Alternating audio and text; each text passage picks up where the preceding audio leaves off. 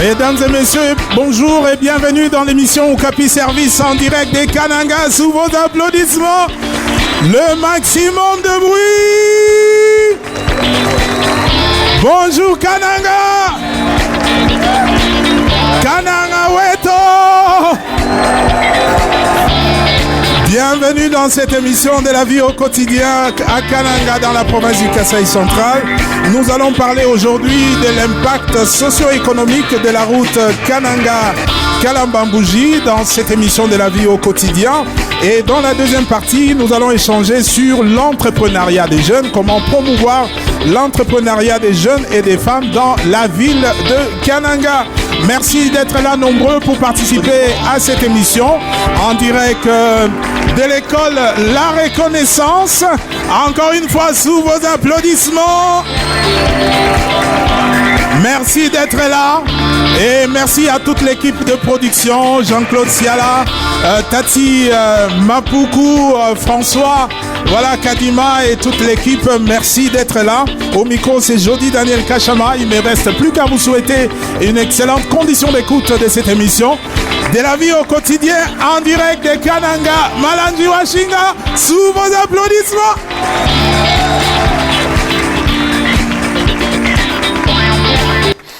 Bien.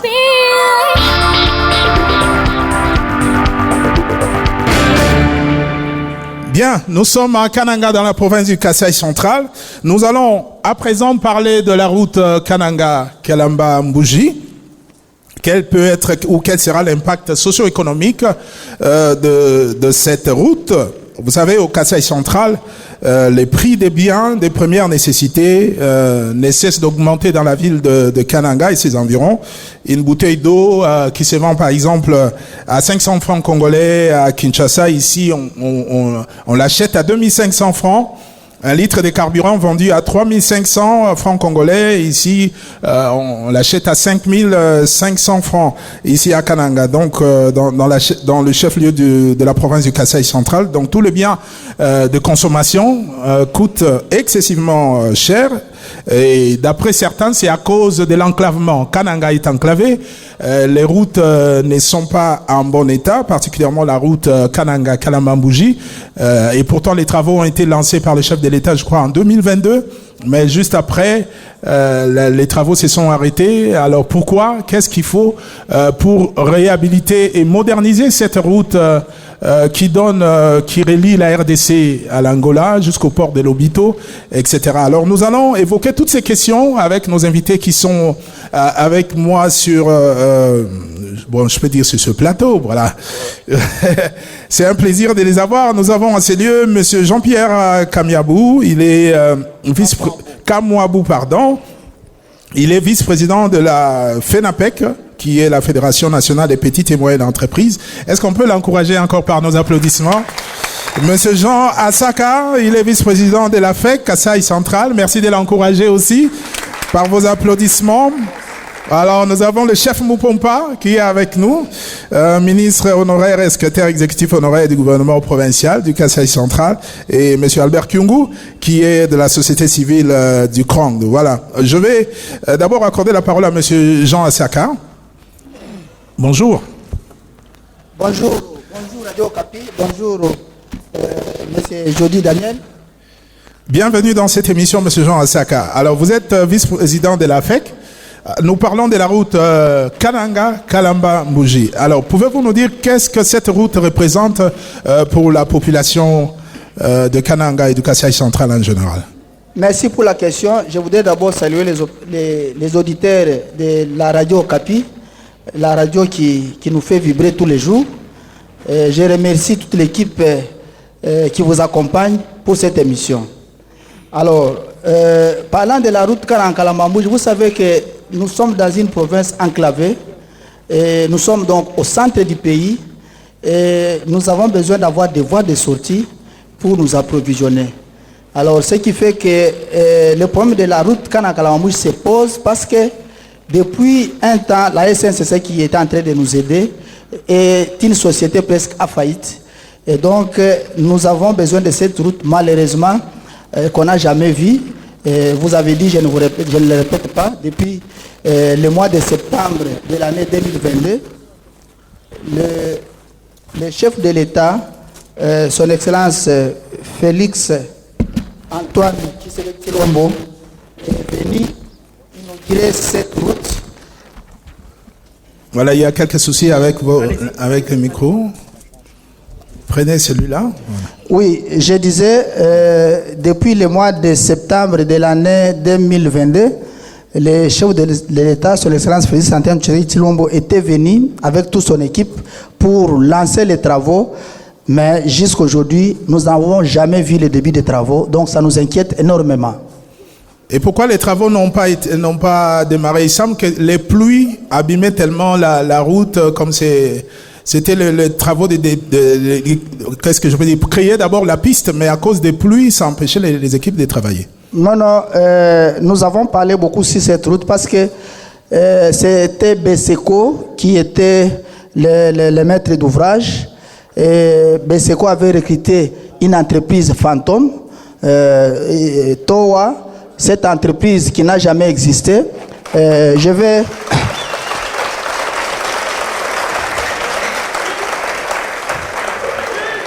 Cette entreprise... Pourquoi vous dites qu'elle n'a jamais existé? Il semble que c'est une entreprise des Israéliens. Vous avez bien fait pour poser la question. Quand le chef de l'État est venu inaugurer cette route, nuitamment, on a fabriqué des pancartes, on a fabriqué des autocollants au niveau de la Congolaise la nuit. Et on est allé ramasser un tracteur qui était abandonné pour que le chef de l'État vienne inaugurer avec... et donc, vous comprenez que... Donc, le tracteur en panne a été réparé la nuit même là. La nuit pour servir de lancement des travaux. Et donc, cette société, pendant ce temps-là, elle n'existait pas parce qu'il n'y avait même pas de bureau, pas de visibilité. Donc, la société en question n'existait pas ici à Kanang. Donc, c'était une société fantôme qui était créée pour besoin de la cause, pour se partager. Mais je pense qu'il y a eu un appel d'offres. On avait lancé un appel d'offres et c'est la société qui avait remporté. Non, c'était les choses... C'était un marché de gré à gré. Ça s'est passé en cassette. C'est pourquoi nous parlons aujourd'hui. Je regrette que dans cette émission, je ne vois pas les représentants de BSECO, encore moins les représentants de TOA. Donc, ce qui prouve à suffisance que nous avons été roulés dans la farine par les gens qui n'ont pas pitié de cette population. Merci, M. Jean-Pierre Kamwabou. Que représente cette route Kananga-Kalamambouji pour vous? Merci d'abord à la radio Okapi. Je crois pour bien comprendre l'impact de cette route, il faudra regarder dans les rétroviseurs, voir d'abord ce qu'a été la région avant l'avènement, la route Kananga-Kalamambouji. Et vous allez très très bien comprendre l'impact de cette route parce qu'il y a même des autorités qui n'ont pas encore compris vraiment l'importance de cette route que nous on a baptisée la route du salut. Messieurs les journalistes, vous savez que l'espace Grand Kasaï a été alimenté juste par deux pôles. Là je cite les Sud à travers l'entrée par Kasumbalesa qui est bien sûr... connecté à certains ports comme Dar es Salaam, Mombasa et certains pays frontaliers. De l'autre côté aussi, au niveau de l'ouest, à partir du Bas-Congo. Alors, comme nous sommes au centre, pour que la marchandise quitte Dar es Salaam, par exemple, et arriver au centre, il y avait beaucoup de ruptures de charge. Ça devait passer par la Zambie. La Zambie, ça passe par Lubumbashi, avec tout ce que le président de la FEC venait d'épingler à travers la SNCC. C'était vraiment l'enfer. C'est ainsi que vous avez vu, par exemple, les sacs du ciment au niveau de Kasumbalesa à Lubumbashi à 6 ou 8 $. Ici, un sac pouvait être vendu à 50 $. Wow. Les sacs du sucre, par exemple, des sucres, au Katanga, ça pouvait se négocier autour de 40 $, mais ici 120, parce qu'il y a eu beaucoup de ruptures de charge et j'en passe. Et c'est là que vous allez maintenant comprendre l'impact, parce qu'il y a beaucoup d'autorités jusqu'aujourd'hui qui n'ont pas encore compris que aujourd'hui offrir à l'espace Grand Kasaï cette route qui est à la dimension bien sûr internationale, c'est un salut. Parce que cette fois-là... En passant, le chemin de fer, la SNCC continue à amener les marchandises. Non, mais moi je crois que le président de la FEC a parlé de cela. C'est une société qu'il faut... En tout cas, on n'a pas vraiment de mots, on ne peut même pas parler là-dessus. Parce que vous savez qu'aujourd'hui, nous avons beaucoup d'opérateurs économiques. S'il y a eu exode dans cet espace, Grand Kasaï vers d'autres provinces, c'est à cause de cette société-là. Une société qui peut vous prendre toute une année pour vous amener un wagon ici, même la marchandise ici. Nous avons enregistré même beaucoup de décès dans le rang des opérateurs économiques, tout simplement parce qu'ils ont été freinés pour avoir un wagon, la marchandise qui arrive au niveau de Lubumbashi. Pour l'amener ici, ça peut vous prendre une année, soit une année, 2, même 3 mois. Allez-y comprendre un peu les conséquences socio-économiques. Alors maintenant, je voulais juste m'aborder sur la route Kananga-Kalambambouji. La route du salut. La route du salut. Après avoir constaté les ruptures de charges qui ont impacté négativement sur les prix, et vous avez même vu, parce que la ville de Kananga était au moment du Zaïre, la 4e ville du Zaïre, et aujourd'hui, nous avons raté ces trains tout simplement parce que les ravitaillements, nous sommes enclavés. En tout cas, on n'a pas eu l'accès à l'acheminement de nos marchandises. Mais cette fois-ci, il y a des centres Kasaïens. Et comment les biens de première nécessité arrivent ici? C'est par fret, par avion? Je vous ai dit que principalement, nous avons 2 portes d'entrée. Je vous ai parlé du port de Matadi ainsi qu'au niveau du sud à travers Kasumbalès. Mais pour que ça arrive ici, par moment, on peut prendre le chemin de fer, soit par les transports aériens. Vous comprenez vous-même les coûts dans l'aviation. Nous sommes un pays qui là où tout est cher, même au niveau de l'aviation civile. En tout cas, les taxes, ainsi de suite. Même la structure des prix pour ramener la marchandise ici, oui. C'est les prix soit x3, soit x2 par rapport au prix vendu à Kinshasa, soit à Lubumbashi. Maintenant, les gens ont réfléchi. Ils ont dit comment on peut désenclaver. On a trouvé la voie de sortie, la voie du salut, la route Kananga-Kalambambouji. Cette route nous connecte directement vers le monde. Parce que moi, je voulais corriger, il y a certaines personnes qui pensent que nous serons ravitaillés par l'Angola. Non, l'Angola ne nous sert que de transit. C'est un pays de transit comme l'effet Dar Salam avec le port de Dar Salam. Ça signifie qu'aujourd'hui, avec la route Kananga-Kalambambouji, nous sommes directement connectés au monde. Ça signifie que dès que vous avez votre marchandise, que ce soit au niveau de l'Asie, au niveau de l'Europe, même de l'Amérique, directement, quand vous avez acheté, vous avez mis sur les bateaux, directement c'est vers les ports de Luanda. Parce que nous, ici, généralement, nous parlons plus de Luanda que de Lobito, parce que nous sommes plus proches de Luanda que Lobito. Merci, monsieur Kamwabou. Je reviens à vous tout à l'heure. Oui. Voilà, merci à tous ceux qui nous suivent directement en ligne sur Facebook Live de Radio Okapi, grâce à Clément. Voilà, Chimanga qui est avec nous. Alors, je vais donner la parole au chef Moupompa, voilà, qui représente le gouvernement congolais. Chef Moupompa, bonjour. Bonjour Djodi, je ne représente pas le gouvernement, mais je viens ici parler d'une expérience passée. Voilà, voilà, il est ministre honoraire et puis secrétaire exécutif honoraire du gouvernement provincial. Vous étiez là à l'époque, vous connaissez bien l'historique de cette route Kalambambouji. Alors dites-nous, voilà, qu'est-ce qui se passe? Pourquoi les travaux sont à l'arrêt? Comment le contrat a été négocié avec TOA, etc. Pouvez-vous nous en dire un peu plus? D'abord, merci à vous, Djodi. Merci à l'équipe de la Radio Okapi qui vous accompagne. Je salue en passant tous les auditeurs ainsi que mes co-débatteurs ici présents. Pour revenir à votre question, il faut situer ce qui se passe sur la route Kalambambouji au niveau de réalité politique. C'est d'abord lié à l'instabilité des institutions politiques en province. Lorsqu'un gouvernement arrive, le temps qu'il se mette au travail, qu'il cherche des partenaires, il est éjecté. Et l'autre arrive, on ne veut pas faire la même chose, on ne veut pas continuer sur la personne qui a commencé à s'est arrêtée. Mais aussi, sur la route Kananga-Kalambambouji, il y a eu à boire et à manger. Nous avons connu les premiers partenaires qui n'ont pas été très sincères. J'ai eu le bonheur de palper le premier contrat signé entre Grec 7 et l'État congolais, c'était un contrat entièrement rédigé en chinois. En chinois, En chinois. écrit en français. Pas en français, en chinois. Et en violation de la loi sur les marchés publics et bien d'autres lois. Ce qui mettait pratiquement l'État congolais dans la difficulté de pouvoir travailler avec le partenaire. Bien plus, lors de l'exécution des travaux, il y avait des phases qu'il fallait respecter. L'ouverture de la piste, la stabilisation, puis la construction. Curieusement, lorsque les amis sont arrivés, ils ont ouvert la piste, ils ont tenté de stabiliser, et puis ils ont mis un poste de péage, ils ont abandonné le reste. Un gouvernement est passé, un deuxième gouvernement s'est succédé dans cette situation.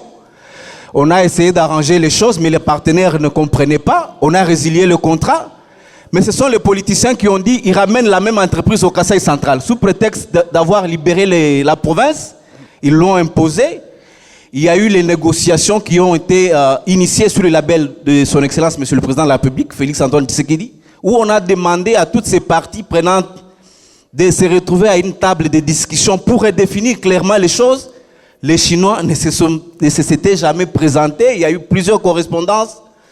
Ils s'excusaient, ils se cachaient derrière des arguments genre la personne qui est attitrée pour représenter la société à cette réunion n'est pas disponible. Eh bien, le financement était de quel ordre? Est-ce que c'est le contractant qui préfinance ou c'était comment je vous ai dit tout à l'heure qu'il nous était très très difficile de découvrir les contenus parce qu'il était en chinois. À l'absence d'un interprète en province, nous n'avions que nos yeux pour le regarder et discuter sur base de ce que nous avions sur place. Il n'y a pas des gens qui parlent chinois ici? Et donc, quand on a fini cette phase, oui, il y a eu succession d'un gouvernement qui a pris langue avec une entreprise. Le président de FEC est revenu sur la question.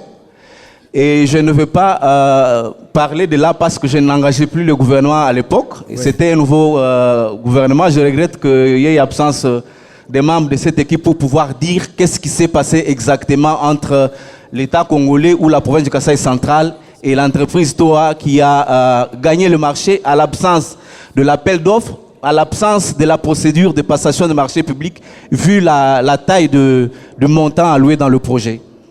Voilà, mais quand vous étiez secrétaire exécutif du gouvernement, il semble que vous avez même chassé un partenaire ici. Nous n'avons pas chassé un partenaire, c'est par rapport au fait qu'il n'exécutait pas ses obligations. On a constaté que les Chinois s'est limité à percevoir le péage, mais pas entretenir la route. L'objectif par rapport au contrat était d'ouvrir la piste, comme je l'ai dit, la stabiliser et construire une route. Il s'était limité à ouvrir la piste, à la stabiliser légèrement et à commencer à percevoir les péages qu'il ne remettait pas à l'État congolais. Vous allez vous étonner, les Chinois ont même interdit à un gouverneur de province de traverser sur un péage. Je parle sous le contrôle du président de la FEC qui était avec nous dans une délégation lors d'un voyage en Angola. Et donc c'était un État dans un État avec ses partenaires. Il fallait mettre fin à ce contrat parce qu'il était lourné à notre avis. D'accord. Merci beaucoup, Monsieur Albert Kyungu. Je vous donne la parole. Merci. Rapidement, préparez déjà vos questions. Tati Mampoukou, merci d'être de l'autre côté pour donner la parole à ceux qui veulent s'exprimer. Bien. Monsieur Albert Kyungu est secrétaire exécutif du CRON, qui est le Conseil régional des organisations non gouvernementales de développement. Alors, pour vous, quelle représente cette route Kananga-Kalambambouji? Merci beaucoup, Jody. Nous saluons tous les nombreux auditeurs qui nous suivent présentement. À cette occasion, je vais répondre par des métaphores. Ce que représente cette route pour nous, la population. Stanley avait dit que sans le chemin de fer, le Congo ne valait pas. Or, les Kasaï étaient nourris par le chemin de fer. Du moment que le chemin de fer n'existe plus, comme ils l'ont dit, et c'est entre autres, c'est que les Kasaï n'existent plus. La seule voie de sortie qui était voulue, c'était la route Kananga Kalambambouji. C'était la voie de salut, qui était voulue la voie de salut. Il y a aussi la nationale numéro 1, Kananga Kamwesha. Ça, c'est le chemin de la croix. Et heureusement que c'est maintenant qu'on est en train de retaper ça. C'était encore le chemin de la croix. Chemin de la croix. Tout à fait, pour la population. Alors, aujourd'hui, ils ont déjà planté les décors du fait que la route n'existe pas ou n'a pas été réalisée, tout ça. Je vais plutôt vous parler du triangle de la mort, triangle du malheur, triangle de la misère, de la paupérisation et clochardisation de la population kassaïenne du fait qu'on n'a pas réalisé cette route. Écoutez, l'acteur principal, c'est l'État congolais. L'État congolais a abandonné par des superficies de tout genre. C'est lui qui veut faire, c'est lui qui ne veut pas faire. Ils ont ouvert la route en 2015. Moi, j'ai fait Kananga, Kalambambouche, 3 heures du temps avec ma petite moto. Et c'était les débuts des travaux. Et on devrait continuer. Ils se sont arrêtés là avec les méandres politiques. L'État congolais, avec tous les intervenants en province comme au niveau national, ils ont abandonné Pourquoi? Parce qu'il n'y avait plus de financement. Les méandres politiques, les chefs n'ont pas voulu effleurer là-dessus pour dire les acteurs de mauvaise foi. Ils n'ont pas voulu continuer cette initiative. Pourquoi? Il y a eu détournement de fonds.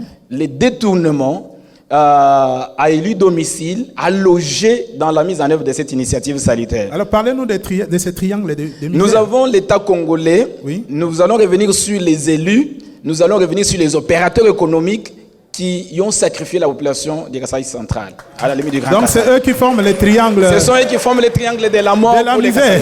Oui, de la misère. Je vais y revenir.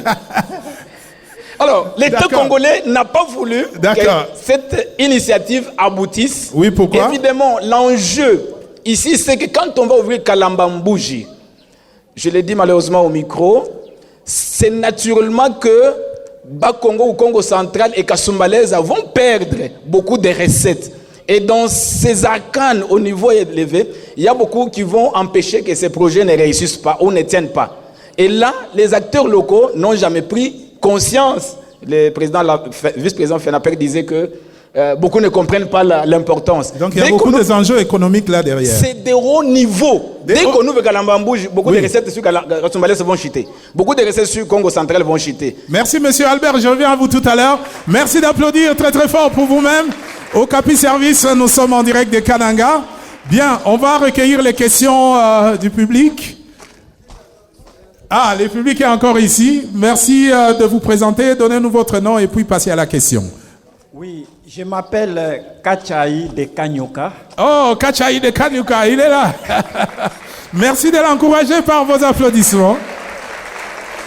Merci d'être venu, Kachaï. Merci beaucoup, monsieur Jody Daniel Kachama. Et merci à toute l'équipe qui vous accompagne. Monsieur Jody, la question est très pertinente. Le Kasaï central est une grande province mise en vieillesse par la mauvaise gestion de ses hommes politiques. La construction de la route Kananga-Kalambambouji réduira le train de vie de ménage ici au Kasaï. Cette route empêchera le déplacement massif des populations kassaïennes vers l'espace Katangé. Cette route va ouvrir les trafics avec les ports de Lobito, comme on l'a déjà dit. Mais qu'est-ce que nous regrettons ici, monsieur Jody? D'abord, c'est le pouvoir de Kinshasa. Parce que si le pouvoir de Kinshasa veut effectivement que le Kasaï central décolle, il allait s'impliquer. Comment ça fait-il que le président de la République, la haute autorité du pays, se permet de venir en province lancer les travaux avec un tracteur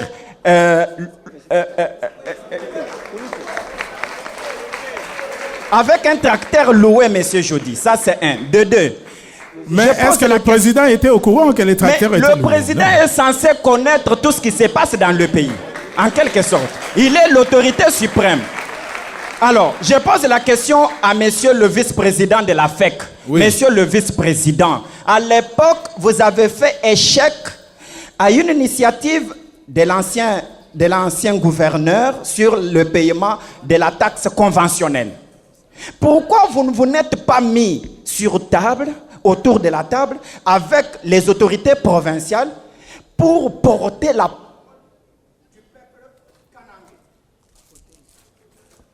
Oui, allez-y, allez-y. Continuez à utiliser le micro. Peut-être qu'il y a un petit souci. Allez-y, allez-y. Attendez, on va vous remettre notre micro. Vous avez la technique assez caprice. Oui. Pourquoi? Parce que nous sommes au village. Nous dépendons aussi de la ville. Les produits de la ville viennent au village et nous vivons. Nous ne voulons pas venir habiter encore en ville, monsieur Jody. Mais pourquoi le président de la FEC et toute son équipe aussi, à l'époque, ils ont eu le courage de dire non, pas question des taxes conventionnelles et consorts. Les gens voulaient même que Jean Asaka devienne gouverneur. Mais pourquoi alors ils n'ont pas aussi montré au président de la République que vous ne pouvez pas, monsieur le président, venir lancer les travaux avec un tracteur loué, 1. De 2, montrer l'incompétence des autorités provinciales.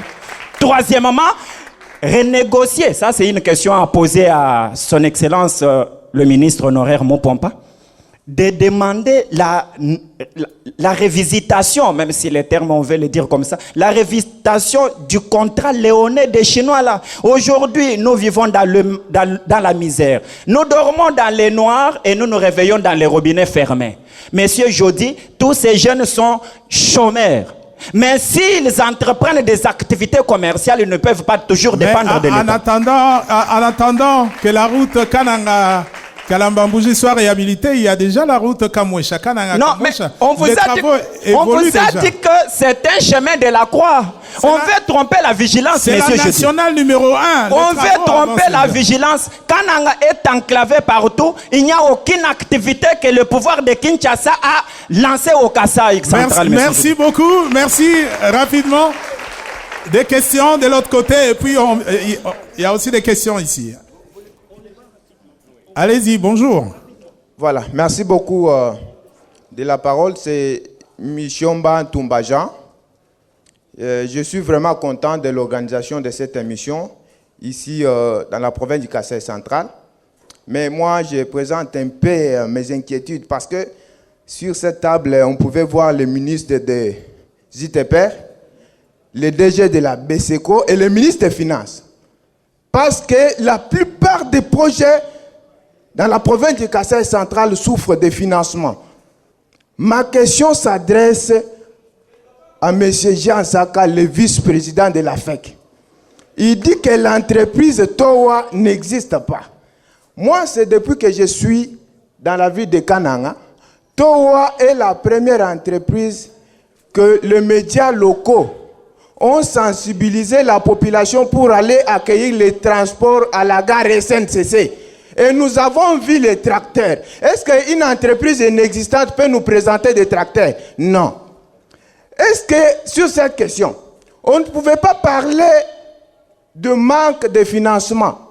Parce que c'est le maître d'ouvrage de ce projet, c'est le gouvernement central, qui est le ministère des ITPR. L'entreprise est venue, nous avons même vu le début des travaux sur la route, même si c'était de la farce. Là, ça ne m'engage pas. Nous avons vu. Mais il n'y a pas eu de financement. On ne peut pas parler de financement sur la question de la route Kananga-Kalambambouj. C'est ça ma question que j'avais. Monsieur Jean Saka peut donner au moins une réponse par rapport à ça. Merci beaucoup. Le suivant. Merci pour la parole. Je suis Misenga Poncien Divin. Je suis coordonnateur du collectif Djidja Kasaï Central et l'un aussi des membres du collectif qui traite sur la question des Chit Katende. Je présente d'abord mes félicitations à la Radio Okapi pour la deuxième fois que cette initiative est organisée à Kananga. On trouve l'importance que cette radio accorde à notre province. Je remercie aussi ceux qui sont invités. J'ai des petites inquiétudes avant d'arriver à ma question. Donc j'ai constaté 3 faits, pour ne plus revenir aux 3 têtes qui composent les monstres dans cette affaire. C'est qu'il y a la légèreté de la part de la gestion de ces problèmes, du côté gouvernement et des autorités aussi. Pourquoi pas parler de nos opérateurs économiques qui pensent peut-être que devenir opérateur économique ne s'arrête que le fait d'acheter les bonbons et venir les vendre à Canada. Ce n'est pas ça être opérateur économique. Nos opérateurs économiques ne nous aident pas parce qu'ils devaient constituer les moteurs du développement de notre province. Ça, c'est d'abord l'inquiétude. D'autres inquiétudes que je présente, c'est du côté gouvernement. Vous avez un membre du gouvernement, un ancien membre du gouvernement, qui vous parle que les contrats étaient en chinois et qu'ils ont apposé les signatures sur un document qu'ils n'ont pas compris. C'est une insulte de trop pour notre population. Vous avez donné le pouvoir aux gens qui signent des documents sans connaître les contenus. Non, arrêtez un peu. Arrêtez. Non, c'est inadmissible ça. Alors, quelle est la question que vous adressez Je voulais partir sur Oui, trois éléments. J'ai parlé de légèreté. Mais il y a aussi la question ici des volontés politiques. On l'a soulevé ici. Le président de la République s'est déplacé pour lancer les travaux déjà lancés. Il y a encore l'annonce de lancer ces travaux le 25 de ce mois. Je vous informe qu'on va venir encore relancer les travaux pour la 3e fois avec le projet des Sino-Congolais. Donc nous comprenons qu'il n'y a pas la volonté politique, il y a la légèreté du côté de la gestion de ces problèmes. Mais aux dernières nouvelles, vous savez que les contrats chinois ont été renégociés avec la SICOMIN et que chaque année, on aura 7 milliards de dollars qui seront affectés à la réhabilitation de routes. Je pense que la route Kalambambouji sera également, Kananga-Kalambambouji sera prise en compte. La route est concernée pour la réhabilitation. C'est ce que je voulais dire. Qui viendra lancer? La route les travaux ont été déjà lancés par un gouverneur, virgule, par un président de la République, virgule. S'il y a la 3e fois appelé, le Dieu et le Père pour venir lancer. Donc on peut espérer que si Dieu lançait cette fois-ci, on pourra trouver des gains de cause. Je pose ma petite question. C'est une question à volet double.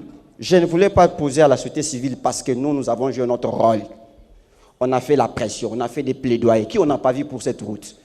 Alors notre collègue de la société civile est exempté. Moi, je pose la question à la FENAPEC. Opérateur économique, quel est votre rôle dans le développement de cette province? Acheter les bonbons, des bouteilles d'eau pour venir nous revendre, ou vous jouez votre rôle pour le développement de cette province? La taxe conventionnelle, elle est là. Il y a d'autres routes, les opérateurs économiques préfinancent même d'autres activités. Même parlons même du courant qui pose des problèmes en province. À Goma, là-bas, ce sont des privés qui construisent des mini-barrages. Quel est votre rôle dans le développement du Kasaï central? Merci beaucoup. La deuxième question, s'il vous plaît. Oui. À celui qui représente, qui parle d'une expérience au nom du gouvernement congolais. Ils doivent nous dire, en fait, en réalité, bon, ils ont accompagné le gouvernement à l'époque pour signer ces contrats. S'il est dit aujourd'hui qu'il y a eu un problème avec les partenaires, mais il y a la société civile qui vous avait dit que la route ici, il y a eu des gens qui ont parcouru cette route dans 3 heures. Il y a même des gouvernements ici, au niveau de la province, qui ont essayé... La route, elle est longue c'est 200 km. Oui, à 3 heures. Les témoignages, elle est là. Il n'y a pas longtemps, avec les gouverneurs, je ne voulais pas citer les noms pour faire des publicités, il y a un gouverneur qui a fait la même chose pour ouvrir la même route, et il y a eu quand même l'impact économique dans la province. Et ils ont chassé quelqu'un qui percevait des péages. Ils ont remplacé qui à la place? Merci beaucoup. Merci pour toutes ces questions. Alors, on va prendre 2 autres questions. Et puis, les invités vont répondre et on va passer à une autre série. Oui, bonjour, monsieur. Oui, bonjour.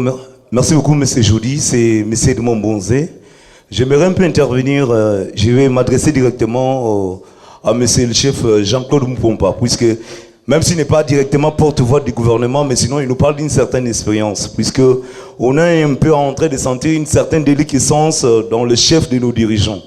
Comment ça fait-il? Une entreprise, une compagnie, c'est pas moi privé ou qui appartenait à l'État chinois, peut-elle venir ici et on lui octroie un marché que l'on ne sait pas considérer? Comment les tenants, les aboutissants, les termes même du contrat à cette heure du XXIe siècle? Bien que c'est rédigé en chinois, mais sinon, il y a des outils qui peuvent nous aider à comprendre réellement d'une manière automatique. À partir de l'outil informatique, on sait traduire correctement le contrat, les termes du contrat. Et retrouver cette compagnie, avoir le droit d'ériger des postes de péage, après avoir tracé la piste, et arriver jusqu'au point à interdire aux dirigeants, aux chefs, en l'occurrence le gouverneur, de ne pas passer. Qu'en serait-il de la simple population, le citoyen lambda qui pouvait passer pour exploiter cette route? C'est un peu compliqué. Alors je m'en vais poser la question, je demande, est-ce qu'à ce moment-là on peut dire que l'État existait ou l'État n'existait pas? L'existence ou la non-existence de l'État, puisque l'État doit être un État gendarme, un État-providence. Lorsqu'on sent qu'il y a une compagnie qui vient et qui vient imposer la loi, et le gouvernement, les dirigeants arrivent au point de signer un contrat qui ne comprennent pas les tenants et les aboutissants. C'est un peu un problème. Je crois bien Divin Possien a pu déjà poser cette question, mais je reviens là pour que l'on comprenne un peu comment nos dirigeants. Est-ce qu'il y a quand même un certain devoir de redevabilité? Est-ce qu'il y a une responsabilité auprès de vous? L'État à ce moment-là, existe-t-il ou il n'existe pas? Merci. Bien. Normalement, on devait avoir aussi le ministre provincial des ITPR, mais avec tous les changements du gouvernement, vous savez, ça n'a pas été... voilà, ça n'a pas été... Il est encore en fonction, il pouvait encore répondre. Ben voilà. Bonjour, monsieur. Micro de l'autre côté. Avec le micro. Ça va maintenant? Oui, oui, ça va. Ok, moi c'est M. Kenir Kenandi Ngandou Akabamba. Je suis un acteur de la société civile, en même temps notable de la province. À mon avis, l'appui de la radio Okapi constitue pour nous un canal de plaidoyer. Je ne sais pas s'il faut qu'on se pose les questions, parce que c'est que le chef Moupompa Kungu, président de FEC, a comme souci, c'est un peu ce que tous ces participants ont comme des soucis. Est-ce qu'on va se poser des questions pour les gens qui sont dans les mêmes conditions et qui ont les mêmes objectifs et qui ont les mêmes difficultés? Donc, nous considérons que la radio Okapi, c'est un canal pour faire notre plaidoyer. Je rappelle que la route Kalambouj, d'ailleurs, avec le premier contrat des Chinois, a été ouverte avec les engins, donc les engins, le véhicule de l'office de route Kananga.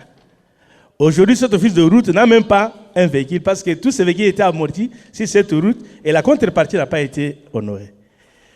Mon avis par rapport à non seulement à cette route, mais à des grands projets au niveau de notre province, réside dans l'opacité du niveau national à des responsabilisations au niveau provincial.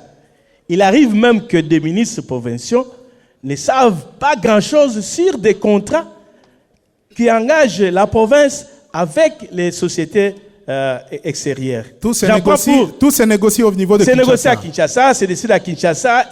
Quelqu'un vous a dit ici qu'un gouverneur a été empêché de passer sur la route parce qu'il disait, chef, pas toi, chef, il y a à Kinshasa. Voilà. Le monsieur s'explique comme ça.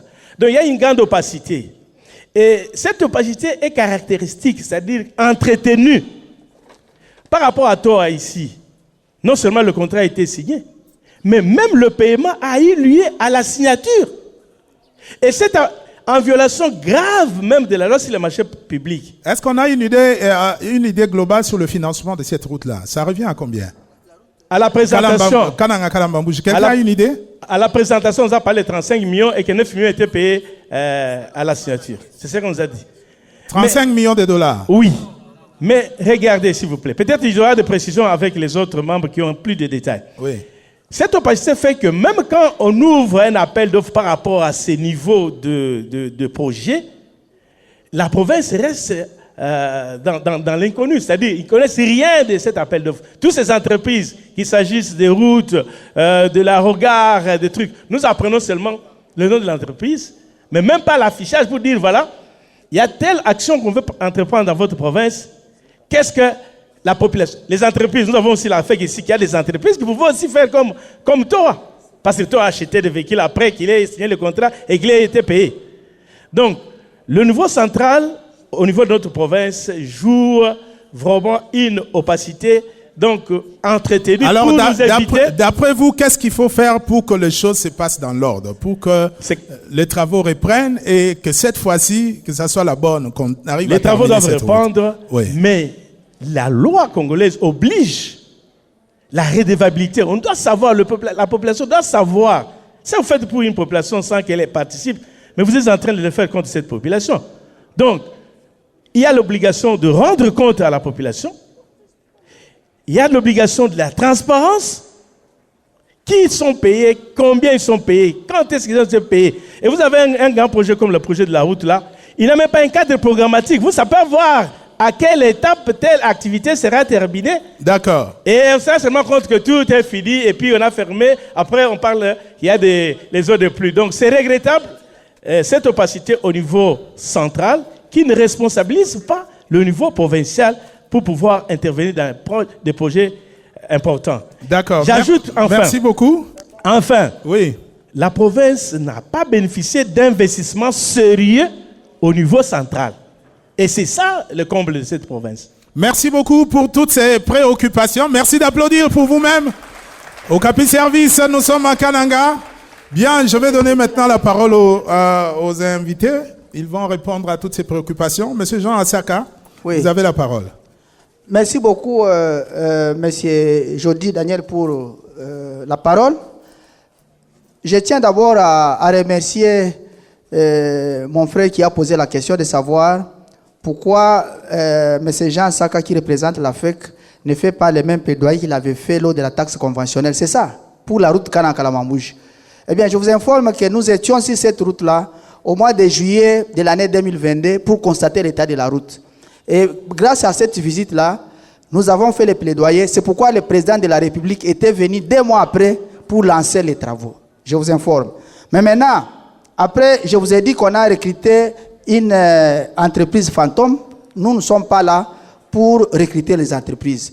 Nous avons fait l'observation ici, avec la Radio Okapi, avec des responsables, dont le ministre des ITPR, pour dire que l'entreprise TOA que vous avez recrutée, je pense que vous étiez aussi dans cette émission, nous avons demandé que l'entreprise était fictive. Mais nous, on se limite là-bas. On ne peut pas aller se battre avec les gens.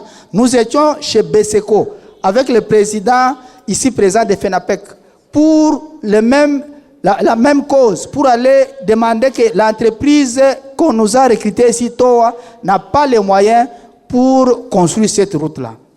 Mais ça n'a pas marché. Je vous informe encore que nous étions à Kinshasa. D'ailleurs, tout récemment, il y a eu une délégation de notables de Kanang qui était partie à Kinshasa, dans lequel il y avait tous ces problèmes. Et nous, d'une manière parallèle, nous c'est la FEC, d'une manière parallèle, nous avons composé une délégation pour essayer de voir le chef de l'État, pour lui dire que l'entreprise TOA ne fait rien à Kanang. Mais vous connaissez comment ça fonctionne. Nous n'avons jamais été reçus par le président de la République. Et nous nous limitons à ce niveau-là. Nous ne pouvons pas forcer la porte du chef de l'État. Est-ce que TOA avait reçu le financement? Pardon? Est-ce que TOA avait reçu le financement? C'est une bonne question. Ici, on nous a roulé ici. Parce que quand le chef de l'État vient lancer les travaux, le ministre des ITP, il dit qu'on doit construire la route. Alors, maintenant, quand on vient pour construire la route, TOA nous dit qu'il est venu réhabiliter la route.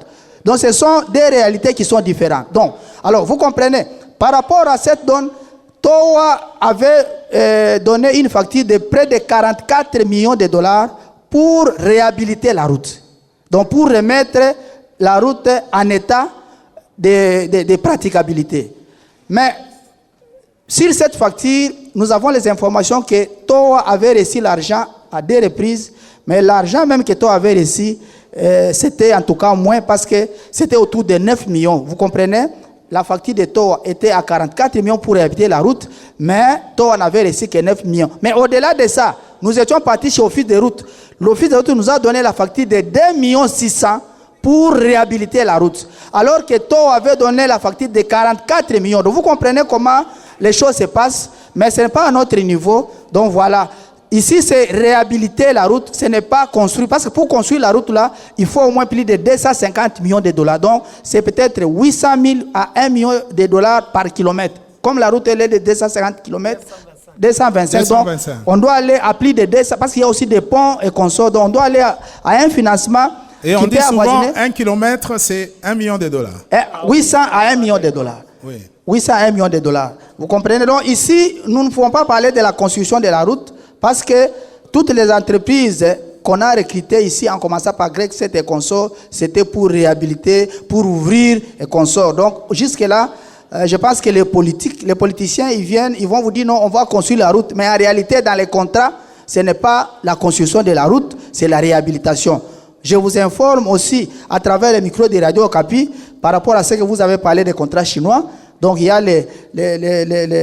il y a un financement de 7 milliards, mais ce n'est pas pour la province seulement. Et on doit répartir. Nous avons aussi une partie dont l'agence de grands travaux va venir réhabiliter cette route-là à travers des compagnies chinoises qui seront recrutées d'ici les mois de juin ou juillet. Donc, c'est ça. Donc, ça veut dire qu'il y a une solution qui est déjà en vue. Il y a une solution parce que vous savez, avec cette route-là, on nous a fait rêver. Et jusqu'à aujourd'hui, on n'a encore rien vu, mais on espère que cette fois-ci, ça sera la bonne. Cette fois-ci, ça sera la bonne. Parce que au moins, même le chef de l'État est déjà au courant que TOA n'a rien fait. D'ailleurs, TOA, il a même disparu. Oui. Il n'existe plus sur la ville de Kanang. Monsieur Kamouahou. Oui, en tout cas. Vous avez la parole. D'accord, merci beaucoup. Moi, je voulais d'abord remercier notre ami Kenir. La radio Kapi nous aide afin que la voix de Kalambambouji soit entendue. Parce que nous ne devons pas nous voiler la face. C'est une route qui est beaucoup combattue. Parce qu'on vous a, je crois, M. Kyung de la société civile. Oui, il a parlé des grands enjeux derrière. Oui, parce que vous savez que c'est une porte, cette route va ravitailler même les Maniema. Parce que quand je parle de Maniema, ça signifie que la province de Lomami ou Lomami, effectivement, seront desservis aussi par cette route. Je crois que si on avait du temps, j'allais même vous expliquer pourquoi quelqu'un de Maniema préférerait prendre la marchandise à partir de Luanda, Kalambambouj, jusqu'au Maniema, que de prendre Dar Salam jusqu'à Lubumbashi. J'allais vous expliquer les séjours, ainsi de suite, mais parce qu'on n'a pas beaucoup de temps. C'est ainsi que les grands esprits d'autres provinces ont déjà analysé ça. C'est pourquoi nous avons un grand freinage. C'est pourquoi nous profitons de cette radio, la radio du peuple, pour que les autorités puissent comprendre qu'aujourd'hui, offrir la route Kanankalamambouji, c'est désenclaver l'espace Grand Kassai, c'est freiner l'exode, comme notre ami l'a dit, parce que si aujourd'hui... Jusqu'aujourd'hui, l'exode continue, les jeunes sont en train de fuir la province. Et là, je profite aussi pour répondre à notre ami qui était en train de jeter un peu de pieds sur les opérateurs économiques, M. Possian, pour lui dire que d'abord les opérateurs économiques qui sont encore ici sont à féliciter parce qu'ils travaillent dans des conditions pénibles. Beaucoup ont fui, ils ont fait l'exode parce que je vous ai démontré que pour prendre un conteneur de Dubaï jusqu'à Kananga, ça vous prend plus d'une année. Même de la Chine, ainsi de suite. Mais quelqu'un de Lubumbashi, dans 2 mois, il a déjà son conteneur. C'est pourquoi, c'est ce qui a motivé aux opérateurs économiques de faire l'exode. D'aller s'installer là-bas. Voilà, maintenant, regardez, en fait, quand vous avez M. Jean-Pierre Kamouab, qui sont ici, en train d'œuvrer dans ces conditions difficiles, il faut, M. Possien, savoir que vous devez jeter des fleurs sur ces opérateurs économiques. Alors, je voulais aussi, M. Jody, vous parlez beaucoup plus de la nationale numéro 1. Je voulais, à travers votre radio, faire la différence. Il est vrai que la route numéro 1 va beaucoup nous servir, mais elle ne va pas résoudre les grands problèmes de l'espace Grand Kassai. Ça va relier Kinshasa à Kananga. Oui, je vais vous expliquer. Parce que quand on parle de la route Kalambambouj, on ne voit pas seulement le Kassai central. C'est une route qui va ramasser l'espace Grand Kassai, ça va ramasser une partie du Katanga, parce que quelqu'un de Kanyama préférerait prendre la marchandise à partir d'ici, parce qu'au retour, les wagons sont facilement trouvables au niveau de la SNCC. C'est une grande matière, je ne sais pas entrer en détail. Alors maintenant, quand vous avez la nationale numéro 1, c'est que l'espace Grand Kassai dépend encore du port du port de Matadi. Là, vous n'avez pas encore résolu les problèmes. Mais Kalambambouji nous ouvre, nous connecte directement sur le monde. Ça signifie que la valeur, la marchandise, selon la structure des prix, les mêmes prix vendus à Kinshasa sera aussi vendu à Kananga. On en a eu l'expérience lorsque la route était praticable. Nous avons ramené les sacs du ciment ici à $12, les sacs du sucre à 39, au moment où, non, à 33, au moment à Kinshasa c'était à 39, au Katanga à 40. Ça signifie que l'impact de cette route va d'abord freiner l'exode, 2, va faciliter les conditions socio-économiques, et vous allez voir que c'est un éléphant au centre du pays qu'on va réveiller et ça va décoller parce qu'il y a beaucoup d'esprits qui disent que le développement du Congo partira du centre. Merci beaucoup. Cette route, bien asphaltée, bien construite, va en tout cas amener le développement. Le développement. Monsieur Albert Kunkyungu, rapidement. Et puis on va donner au chef Mupompa, avant de prendre une autre série de questions. Allez-y. Merci beaucoup. Heureusement que tous ceux qui sont dans les gradins sont de notre camp, des malheureux, des misérables, des paupérisés. Je voudrais clarifier ce que je disais tantôt, que le gouvernement congolais a refusé de désenclaver les Kassai. C'est vrai que nous avons une grande opportunité. Nous avons une grande opportunité à avoir un fils de la région du Kassai à la tête de l'État. C'est une opportunité. Est-ce que nous avons eu à saisir cette opportunité? Un fils de cette province, Kassai central, a écrit un livre où il a dit « La RDC, la République des inconscients ». Donc, est-ce que nous, Kassaïens, nous sommes conscients que l'existence du chef de l'État, qui est ressuscitant de la région, c'est une opportunité à saisir pour désenclaver la région, puisque nous avons eu nos frères et sœurs qui étaient en train de souffler à l'oreille du chef, qui ont amené les chefs, viens ouvrir. Les chefs est venu pour ouvrir la route avec des tracteurs qu'on vous a donné en l'État. Chef vient lancer les ravins, les chefs viennent. Donc il est tellement volontariste que les fils et les filles de la région n'ont jamais pris conscience de saisir cette opportunité que représente le chef de l'État pour désenclaver la route. À ce niveau-là, vous avez le ministre des ITP qui est le chef d'orchestre dans cette matière. Il accepte de venir avec le chef de l'État. En 2022, on lance ses travaux en septembre avec une entreprise à peu près existante. Une année après, rien n'avance au Kasaï central. Le même ministre va avec la même entreprise dans la province voisine pour lancer les travaux pour ouvrir Chikapa Kanjaj vers l'Angola. Et on commence à prendre le peu de matériel, le peu d'engins qui étaient ici, on commence à les ramener là-bas. Qu'est-ce que l'État congolais veut fabriquer au Kasaï? Est-ce que celui qui a échoué au Kasaï central va mieux faire au Kasaï? Là, il faut que les débats soient clairs. D'accord. Quelle est la solution? Ou qu'est-ce que vous préconisez comme solution rapidement? Merci beaucoup. Oui. La solution, c'est que... ok, nous sommes maintenant sur la piste. On a déjà laissé les Chinois de Krexet et autres. On a laissé Towa. Maintenant, on nous embarque dans les contrats sino-congolais. Que demande le peuple? Il y a aussi le PDL 145. Oui, ça a un autre projet où il y a beaucoup de choses à requalifier. Il y a aussi les routes dans ce programme-là. Tout à fait, il y a beaucoup de choses qu'on doit dire à ce niveau-là. Notre aîné, Kenny, a essayé un peu de placer un élément. Ici, dans le contrat chinois, plutôt, sinon congolais, on nous lance, il faut qu'on nous dise, qu'on clarifie la transparence dans ce qui s'installe. Les montages... technique de ces dossiers-là. Puisque vous avez vu sur les documents qui circulent que les entreprises chinoises viendront encore pour réhabiliter. Avec le contrat renégocié avec le contrat renégocié, on viendra relancer ces travaux-là. Ok, on ne refuse pas. On aura 7 milliards par an pour réhabiliter. Non, ce n'est pas 7 milliards par an. 7 milliards, c'est pour l'ensemble de l'enveloppe qui a été renégociée entre les Congos et les entreprises chinoises. Et dans ça, les Kasaï se retrouvent en par une partie. Alors, quel est le montage de ces nouveaux dossiers? Quel est le montage institutionnel? Que fera l'ITP? Que fera l'entreprise, plutôt les entreprises chinoises? Quel est le rôle de chaque acteur? Il faut que ceux qui vont venir en juin ou en juillet qui nous disent le calendrier des travaux, c'est combien de temps? Les financements consacrés, c'est combien de temps? Quand on ne nous informe pas de tous ces contours... Il y a la redevabilité.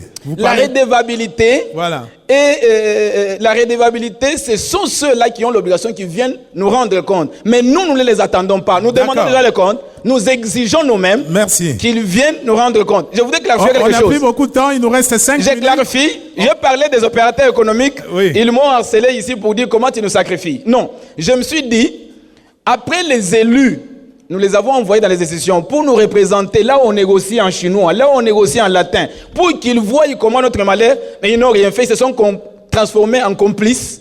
Ils se sont constitués en receleurs au lieu de travailler pour le peuple. Les opérateurs économiques qui sont restés là, ils font des sacrifices, c'est vrai. Ils achètent à Dubaï, en Chine, à Hong Kong. Et ça prend une année pour faire venir un conteneur ici. Ils viennent par cette route-là de misère. Quand ils arrivent à Kananga, la population qui est déjà paupérisée, l'opérateur économique n'acceptera pas de perdre même un franc congolais. Il va mettre la charge qu'il a consacrée. Et tout à fait. Donc, si on était de bonne foi, si vous demandez qu'on soit Monsieur Albert. Vous devrez quand même réduire. Merci beaucoup, Monsieur Albert. On va donner la parole au chef Moupompa rapidement. Et puis, Tati, on prendra 2 ou 3 dernières questions avant de clôturer avec ce sujet. Chef Moupompa. Merci beaucoup. Je crois que je suis très heureux parce que ce que je devrais dire venait d'être dit, mais je vais donner des éclaircissements, mettre les barres sur les T. Ce qui se passe sur la route Kalambambouji, en ayant bien entendu la retenue, en ayant de la réserve, parce que je demeure un homme d'État, il y a des choses qu'on peut dire sur la place publique et des choses qu'on ne dira pas. La route Kalambambouji, ce qu'il faut retenir au départ, le premier contrat qui a été signé, dont j'ai parlé en chinois, c'est un contrat avec le gouvernement congolais. Et en province, il n'y a que le gouverneur qui est le représentant du gouvernement central. Ce n'est pas les ministres provinciaux. Et donc, lorsqu'il y a eu cette tentative, j'ai essayé d'épingler la chose pour dire que sous l'initiative du président de la République, le gouverneur Martin Kabouya, pour que je le cite, a initié au nom du pouvoir qu'il représentait plusieurs correspondances. C'est arrivé à l'œil du président de la République. Il a instruit qu'il y ait une séance d'harmonisation des vues. Eh bien, vous savez, ça l'a coûté son poste de gouverneur de province parce qu'il y avait beaucoup d'enjeux. Il y avait beaucoup de vautours qui voulaient qu'il quitte parce qu'il permettait à ce que la lumière soit faite. Et donc, ce n'est pas que nous n'avons pas travaillé, nous n'avons pas accompagné. On comprend qu'il y a eu beaucoup d'intérêts obscurs. Il y a beaucoup d'opacité, oui. Alors que c'est une matière concurrente selon l'article 204 de la Constitution, qui est du pouvoir de la concurrence concurrente du pouvoir central et de province. Mais lorsqu'il faut discuter de ce contrat, le pouvoir central s'accapare et on ne permet pas aux provinces la possibilité de faire ne fût-ce qu'un suivi pour savoir ce qui a été fait. Et lorsqu'on tente de le faire, c'est des interférences du pouvoir central. L'autre élément, il est d'ordre économique. On l'a épinglé par le délégué de la société civile. Lorsque Kalambambouge est ouvert, Matadi perd, mais Kinshasa perd aussi parce que l'économie de Kinshasa est tournée aussi vers le Congo central. On a dit que Kasumbalé, ça aussi perd. Kasumbalé, ça perd aussi par rapport au timing que les marchandises arrivent à destination. Et donc, il y a cette contrainte, cette réalité politique qui domine aussi, et avec aussi l'absence, il faut qu'on le dise. C'est le Congo qui gagne. Avec l'absence, mais le Congo, il y a beaucoup d'individualités et nous sommes très égaux. Mais avec l'absence du pouvoir central, ça a été dit, qui ne permet pas à ce que les choses soient clairement définies au nom de la province. On vous parle. Je suis en train d'arriver, oui. Parce que je suis en train d'arriver. On vous parle aujourd'hui de contrats Sino. Quel est ce gouvernement, quel est ce délégué du Kasaï central qui participe à ces discussions? Ça sera toujours un flou, ça sera un monstre à plusieurs têtes et on nous dira qu'on veut nous aider. Non. Là, je vais donner quelques éléments à Possien pour chuter. Nous avons chassé, non. Là c'est le droit. Lorsqu'un acteur, dans un contrat, ne réalise pas ses obligations, on résilie le contrat, on ne chasse pas. Et donc, le fait qu'on ait demandé à Greg 7 d'arrêter, ça nous conduisait vers la résiliation du contrat, ce qui est légal. Nous n'avons pas chassé parce que nous ne savons pas faire, non. C'était parce que nous avons un acteur qui était défaillant, plutôt un partenaire défaillant. Il fallait suspendre, résilier et retravailler notre contrat. Merci beaucoup, j'étais en train d'atterrir par rapport à ce que nous avons fait. Il y a eu de la légèreté. Non, il n'y a pas de la légèreté, cher ami. Il faut lire aisément la loi sur la libre administration de province. Vous comprendrez ce que le travail du gouvernement central, le travail du gouverneur de province et des ministres. Comme je n'ai pas assez de temps, on aura l'occasion de se parler dans le couloir pour des détails. Merci. Merci, chef Moupompa. Sous vos applaudissements, on va prendre 3 dernières questions, et puis on va passer au deuxième sujet du jour. Bonjour, mon frère. Bonjour Jody, et bonjour à tous les auditeurs de Radio Okapi. Merci de l'initiative que vous prenez de descendre chez nous pour parler de nouveau de cette question importante. Dois-je ici rappeler que la route Kanan-Kalambambouji, comme ont évoqué les intervenants de tout à l'heure, fait partie, bien entendu, des attentes principales qui ont été présentées à ces régimes. Et donc, dans toutes ces interventions, vous sentez qu'on tente de dédouaner les uns et accuser les autres. La vérité autour de tout ça, c'est reconnaître aussi d'une certaine manière qu'il y a eu absence réelle de la volonté au niveau national. Parce que le président de la République est fils de la région. Parce que quand j'ai suivi Albert Kyungu dire, par exemple, que est-ce que nous sentons l'importance de saisir cette opportunité? Non, comment est-ce que nous saisissons l'opportunité? C'est celui qui est en chef, qui représente, bien entendu, non seulement la communauté, mais la RDC, qui doit comprendre quelles sont les priorités de cette région. Le mandat est passé, cher ami. Le premier mandat de Félix Tshisekedi est passé. Rien, en termes d'attente, le présenté n'a été rencontré. Et donc, pour revenir sur cette question de la route, il faut aussi noter, quelqu'un de très intelligent a dit, la route du développement, c'est le développement de la route. Et donc, cette route aurait pu être réalisée si jamais on avait vraiment concentré les moyens et les énergies nécessaires. Et le président de la République, c'est lui le premier qui nous a roulé. Dois-je le rappeler? Parce que si on se voile le passe, si on ne le prend pas... Mais le président de la République a montré sa bonne volonté de réhabiliter la route. Alors, ce n'est pas... C'est lui qui nous a roulé. Et donc, ça veut dire que si on ne prend pas soin de dire des choses telles qu'elles sont, finalement, le deuxième mandat va finir, on n'aura rien en termes clairs. Le président de la République, comme fils de la région. Le président de la République donne la vision, ce sont les autres qui exécutent. Et je vais vous donner un exemple. C'est lui qui donne une vision. Lorsque vous regardez dans le gouvernement, on a tenté de dire ici que les gens qui étaient autour du président ne l'ont pas aidé. Qui était mieux placé dans le gouvernement passé? Il n'y avait personne du Kasaï central qui était officiellement installé dans le gouvernement. Cher ami, la même erreur a été commise de nouveau. Le deuxième gouvernement de Félix Tshisekedi est sorti pour son deuxième mandat. Aucun représentant. On nous donne par exemple le vice-ministère. Est-ce que vous pensez que des questions cruciales comme celles-ci peuvent être abordées? Je pense que c'est un mépris. Le président Alors nous pensons qu'il y a un nouveau gouvernement qui prendra en compte non, toutes ces, mais ce nouveau gouvernement, c'est le cas de le dire, cher ami. Le nouveau gouvernement, le Kasaï central ne se retrouve pas d'une certaine manière. Parce que nous n'avons qu'une vice-ministre. Alors, qu'est-ce qu'une vice-ministre a à dire dans le conseil des ministres? Parce que finalement, sa voix n'est pas délibérative. Qu'est-ce qu'une vice-ministre va dire? Dans toute une province comme celle-ci, on comprend que nous sommes victimes de la mauvaise foi et nous sommes victimes effectivement du mépris de notre propre frère Félix Tshisekedi. Et ça, c'est le cas de le dire. On nous a déjà dit qu'il y a des solutions en vue avec la renégociation des contrats chinois. Merci beaucoup.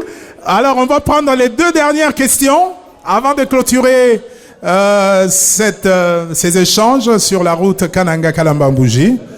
On m'a fait signe qu'il n'y a aucune femme qui a parlé jusque-là, depuis le début. Bon, ok, merci beaucoup. Je ne sais pas s'il y a des dames qui vont s'exprimer. Voilà, Tati, il y a une dame là-bas, on pourra peut-être terminer avec elle. Oui, bonjour. Bonjour, merci. C'est Bapon, je suis un jeune entrepreneur dans la province du Kasaï central. Dans cette assemblée, je suis le dernier usager de la route Kamoisha-Kananga. Je suis arrivé hier à 22h. Ok. Dans quel état se trouve la route? Les travaux évoluent bien? Ça n'évolue pas bien. Je fais la même route au mois de décembre. Je fais la même route au mois de février de l'année passée. Les travaux semblent ne pas évoluer comme on pouvait l'attendre. C'est ainsi que j'ai une question par la voix de la radio Okapi que j'adresse au président de la République. C'est lui ou qu'on attende un autre? Merci. Merci. Bonjour. Merci. Moi, c'est Germain Kakata. Je suis aussi entrepreneur sur la ville de Kananga.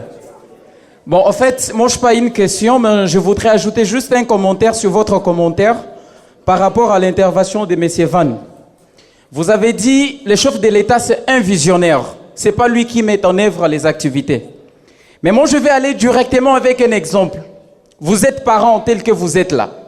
À la maison, vous avez les enfants, vous avez la maman, vous avez aussi une maman ménagère qui vous appuie à la cuisine et aux travaux de ménage d'une manière générale. Vous, en tant que parent, papa est responsable direct de la famille. Vous avez laissé l'argent pour qu'on puisse approvisionner la maison. Et chaque jour, vous entendez les enfants se lamenter. Papa, nous n'avons pas mangé. Papa, nous n'avons pas mangé. Papa, vous n'avez pas mangé. Et qu'est-ce que vous répondez, vous, en tant que papa? Mais j'ai laissé l'argent chez la ménagère.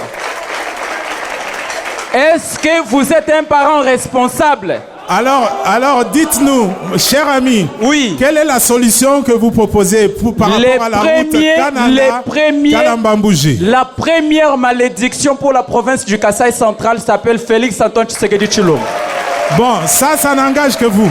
Alors, ça n'engage que vous. Ça n'engage pas que moi. Alors, comment voulez-vous? Je vais aller en détail. Non, écoutez, cher ami, on va clôturer cette partie. Dites-nous, d'après vous, qu'est-ce qui doit être fait pour que la route Kananga-Kalambambouji soit réhabilitée? Nous avons un monsieur qui s'appelle Félix Antoine Tshisekedi Tshilombo, qui s'appelle les garants des bons fonctionnements des institutions. Si jamais vous avez eu un rapport, par exemple, que voilà l'argent que vous avez envoyé dans la province du Kasaï central, ça n'a pas fonctionné. Quelle est votre responsabilité en tant que chef? Est-ce que vous pensez que si le président de la République s'est décidé... Moi, je pense qu'il faut poser la question au ministre des Travaux publics. Non, c'est pas à lui. À Félix Antoine Tshisekedi Tshilombo, le président. D'accord, merci beaucoup. Le suivant. Bonjour, cher ami. Merci beaucoup, je suis M. Marcel Moulamba. Je pense que les amis ont déjà tout dit, mais je voudrais révéler une chose. Tout ce qui freine le projet de développement ici en province, il y a ce qu'on appelle opération retour. Les ministres... Opération retour. Opération retour. C'est ça le blocage de tous les projets que vous voyez ici en Kasaï central. Il y a aussi un élément. Les présidents de la République n'instaurent pas les mesures de contrôle et d'évaluation. Parce que chaque fois, il vient, il lance des projets, mais il ne veille pas pour connaître où en sommes-nous, qu'est-ce qui ne marche pas, pour qui est même à la base et pourquoi même arrêter la personne. Voilà ce que je voudrais dire. Merci. Merci beaucoup. Il y a une dame qui veut s'exprimer. Madame veut parler de l'autre côté. On va terminer avec elle. Tati, donnez la parole à madame de l'autre côté. Tati, il faut donner la parole à madame, elle va s'exprimer.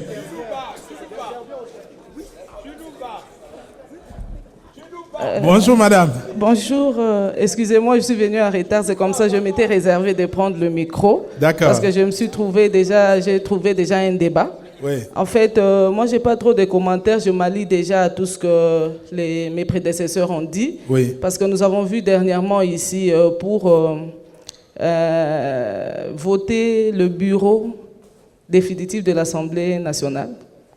Il suffisait que le président dise un mot et que les choses changent. Donc je me dis aujourd'hui, si le président reconnaît la place du Kasaï central qu'il a élu en première position, je pense que le président de la République doit faire quelque chose pour notre province. Sinon, c'est une injustice notoire qui va rester dans le cœur de Kasaïens et nous n'allons pas oublier cette injustice jusqu'à ce jour. Nous sommes en train de parler de Kalambambouji pendant que nous avons quelqu'un, 6 ans après, pendant que nous avons quelqu'un qui a marché cette route. Merci beaucoup. Merci beaucoup, madame. Merci pour toutes ces préoccupations par rapport à la route Kananga-Kalambambouji. On va terminer cette première partie. Je vais donner la parole, je crois, 1 minute à chacun, à nos différents intervenants. On va conclure. On commence avec M. Jean Asaka, qui est vice-président de la FEC. M. Jean Asaka, rapidement, vous avez 1 minute. Et oui, puis on va terminer. Mais c'est la conclusion, n'est-ce pas? C'est la conclusion. Je félicite Mme Nathalie par rapport à ce qu'il a dit. Il y a Van qui a dit la même chose, je vous en félicite. C'est ça la vérité. C'est-à-dire que nous avons élu le président de la République, c'est Félix Antoine Tshisekedi Tshilombo. C'est lui qui doit répondre à ça. Et lui, il est venu inaugurer le lancement des travaux. 2 ans après, il n'y a rien qui se passe. Donc aujourd'hui, la solution c'est quoi? Nous voulons que les mêmes engagements que le président avait pris pour venir lancer les travaux, qu'il prenne le pour nous dire qu'est-ce qui se passe. Comme ça, nous allons savoir ce qui se passe. Sinon, nous allons interpréter que c'est vraiment une injustice notoire qu'on ne peut pas comprendre parce qu'aujourd'hui, nous sommes là, les affaires, c'est gagnant-gagnant. Nous avons élu, nous, c'est la province de Kasaï central. Nous avons élu le président de la République à 2 reprises. Vous connaissez, en 2018, nous étions les premiers. Peut-être qu'il faut faire appel à l'IGF pour enquêter sur le financement. Il n'y a pas un problème de l'IGF. l'IGF n'est pas venu lancer les travaux. C'est le président de la République qui est venu lancer les travaux sur la route de Kalambambouji. Donc aujourd'hui, nous attendons que le président nous dise qu'est-ce qui se passe sur le lancement des travaux il y a à peine 2 ans. Merci. Merci beaucoup, M. Jean-Pierre Kamwabou. Oui, moi je voulais, comme les autres ont dit, que le chef de l'État puisse s'impliquer, qu'il puisse appeler le projet Kananga-Kalambambouji un projet présidentiel. Parce qu'aujourd'hui, il y a une donnée sur la route Kananga-Kalambambouji que peut-être ailleurs, l'opportunité n'est pas à signaler. Vous savez qu'aujourd'hui, nous sommes en face de l'Angola qui attend de nous beaucoup de produits. Parce qu'aujourd'hui, les conteneurs qui quittent Lubumbashi, traversant Kasumbalesa, rentrent vite. Il n'y a pas de recettes, il n'y a pas de masse monétaire en devises qui sont ramenées au pays à travers Kasumbalesa, ni encore moins le Bas-Congo. Mais aujourd'hui, Kalambambouji nous offre cette opportunité-là. Parce que l'Angola, nous sommes allés avec les ministres honoraires pendant la bipartite. Ils nous ont montré leurs besoins. Aujourd'hui, ils ont besoin de tous nos produits agricoles. Aujourd'hui, l'Angola a besoin de maïs, de manioc, des huiles et beaucoup de... Il y aura des échanges commerciaux. Exact. Et là, nous allons gagner en termes de masse monétaire parce qu'on va ramener les devises de l'Angola vers notre pays. Donc ça, c'est une opportunité que la route Kananga-Kalambambouji donne qu'on ne voit pas ailleurs. Donc moi, je crois qu'on doit vraiment sensibiliser et que le chef de l'État puisse prendre à cœur ces projets qui vont réveiller toute une région, tout un espace qui a été longtemps abandonné, marginalisé Et je crois que c'est de cette façon qu'il doit se comporter. Merci, M. Jean-Pierre Kamouabou. M. Albert Kyungu, du Krong. Merci beaucoup. Je dis, à l'atterrissage, je voudrais me rallier à tout ce qui a été dit.